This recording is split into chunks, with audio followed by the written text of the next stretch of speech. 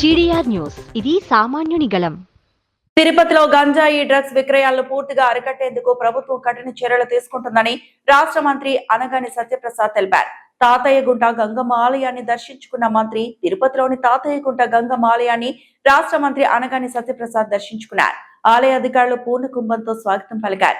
ప్రత్యేక పూజల అనంతరం మీడియాతో మాట్లాడిన మంత్రి తిరుపతిని గంజాయి డ్రగ్స్ రహిత నగరంగా తీర్చిదిద్దుతామని స్పష్టం చేశారు.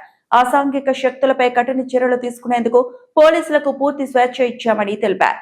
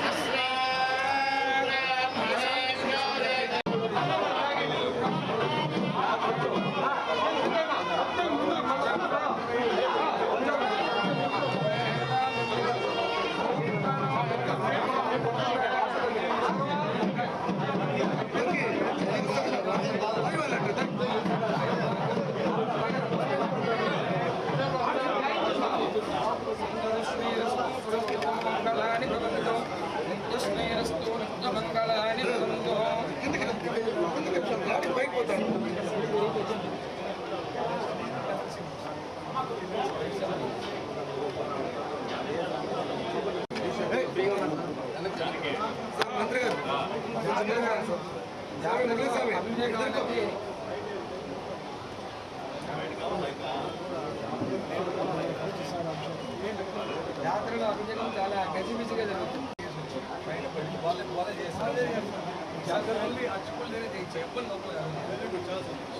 సార్ అట్టే ఉన్నాడు సార్ నరసింహన్న కొంచెం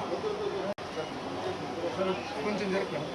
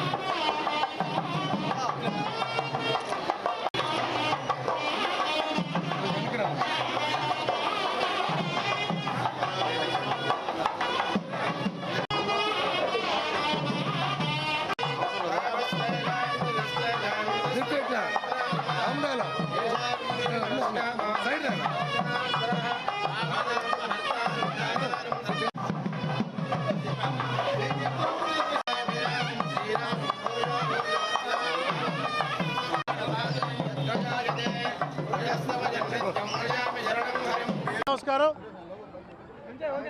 చాలా సంతోషం.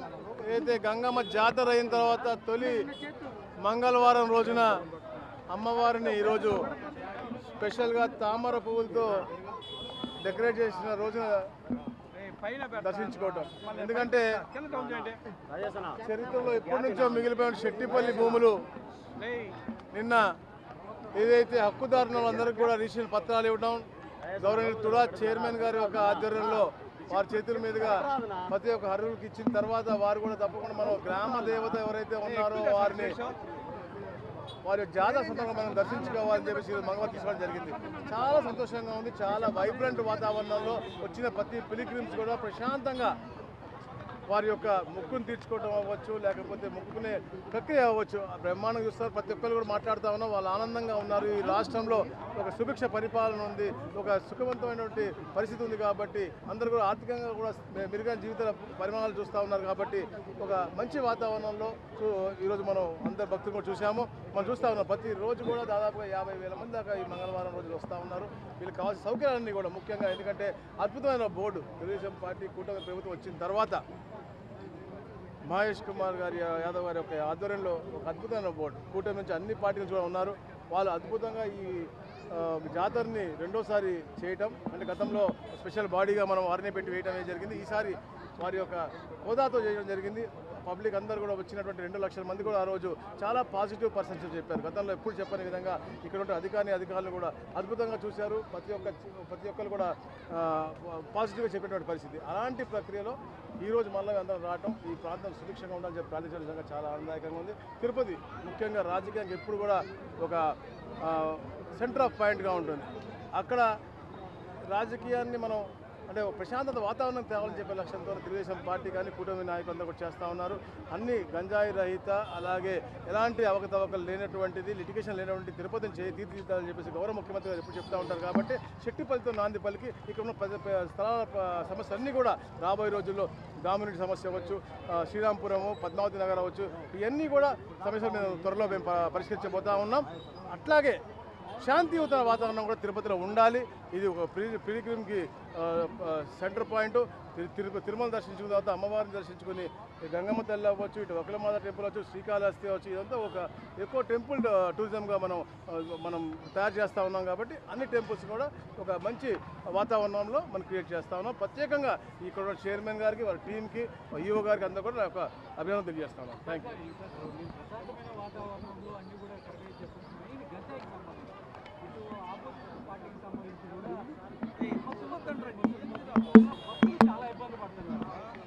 చెప్పాను నేను ఇంతలు కూడా గతంలో ఇప్పుడే నాకు అర్చకులతో కూడా మాట్లాడాను లోపల. గతంలో అమ్మవారికి అభిషేకం కూడా బాగా జరిగేది కాదు. కొందరు తాగేసి వచ్చి వాళ్ళు అభిషేకం చేసేవాళ్ళు, మాతో చేయించేవాళ్ళు కాదు. ఈ రోజున ఈ బోర్డు వచ్చిన తర్వాత ప్రశాంతంగా అమ్మవారి సేవలో కూడా మేము అయోధ్య అర్చకులు ఉన్నామో, మేము చేయగలిగాము అని చెప్పేసి గర్వంగా చెప్తా ఉన్నారు. అంటే ఇప్పుడు మా పరిస్థితులు మారుతూ ఉన్నాయి. ఏదైతే గతంలో గంజాయి అలాగే డ్రగ్స్కి చాలా సెంటర్ పాయింట్గా ఆంధ్రప్రదేశ్ ఉండింది, కీలకంగా ఈ ప్రాంతంలో ఎక్కువ ఉంది. దాన్ని అరికట్టడం కోసం అద్భుతంగా ఇక్కడ ఉండే పోలీస్ యంత్రాంగం చాలా పనిచేస్తూ ఉన్నారు. ఈ మధ్య ఈ ప్రాంతంలో ఎక్కువగా ఉందని చెప్పేసి చాలా విమర్శలు వచ్చినాయి. విమర్శలని కాదు, వాస్తవాలు కూడా ఇక్కడ ఈ ప్రాంతంలో చాలా దాడుగా జరిగినటువంటి పరిస్థితి, హత్యాయత్నాలు అవ్వచ్చు, లేకపోతే ఉమెన్ మీద ఇదవ్వచ్చు, అన్నీ జరిగినాయి. ఇవన్నీ కూడా పోలీసు పూర్తిగా దాని మీద చర్యలు తీసుకుంటా ఉన్నారు. ఏ మారుమూలలో కూడా ఎటువంటి వారు, ఏ పార్టీ వాళ్ళు చెందిన వారు అయినా సరే గంజాయి కానీ డ్రగ్స్ కానీ వాళ్ళకు ఎవరైనా ప్రోత్సహించినా వాడినా వాళ్ళకి క్షమించేది లేదు. తప్పకుండా వాళ్ళ శిక్షారులు ఎంతటి వారిని కూడా వదిలేది లేదు. 100% గంజాయిని ఉపేక్షించాము. ఏదైతే చూస్తారో పోలీసు వాళ్ళు దాని గురించి పూర్తి ఎంక్వైరీ చేస్తున్నారు. ఎవరైతే దాన్ని అనుకున్నారో పూర్తిగా వాళ్ళ మీద యాక్షన్ మాత్రం తీసుకుంటాం. Thank you.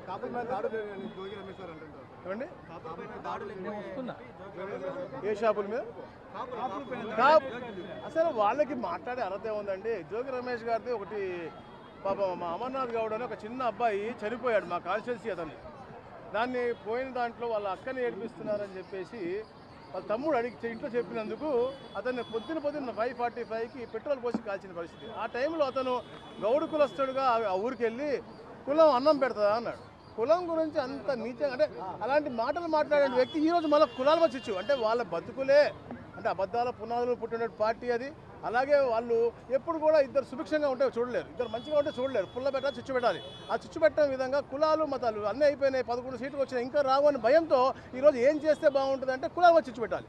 పవన్ కళ్యాణ్ గారు, చంద్రబాబు నాయుడు గారు సమిష్టిగా కష్టపడి ఈరోజు రాష్ట్రాన్ని అగ్రస్థానానికి తీసుకెళ్లారు. దేశంలో పెట్టుబడులు వస్తే 25% మన దగ్గరకు వస్తూ ఉన్నాయి. మనం చూస్తున్నాం గర్వంగా. గూగుల్ తర్వాత మొన్న క్యారియర్ ఇక్కడ సిసిటీలో ఓపెన్, రాయల్ ఎన్ఫీల్డ్ వచ్చింది, మొన్న ఆమ్కా అవ్వచ్చు, ఏది మన చిన్న మోటార్ సైకిల్ దగ్గర నుంచి యుద్ధ విమానాల దాకా ఆంధ్రప్రదేశ్లో మనం తయారు చేస్తూ ఉన్నామంటే అది ఈ యొక్క కూటమి ప్రభుత్వం చిత్తశుద్ధి. అవన్నీ వస్తూ ఉంటే ఏదో చిచ్చు పెట్టాలి. పవన్ కళ్యాణ్ గారి వర్గానికో లేదా ఇంకో వర్గానికో లేదా మా వర్గానికో, దివాకర్ రెడ్డి గారి వర్గానికో లేదా మా వర్గానికో ఇంకో వర్గానికో, మీకు మాకు కూడా పత్రికా సోదరులు కూడా అన్నీ తీసుకెళ్ళి చెప్పే బాగా తీసుకుంటారు. మీకు మాకు కూడా గొడవపెట్టారు. వాళ్ళ బతుకులే అంత, దాని గురించి మాట్లాడాల్సిన అవసరం లేదు.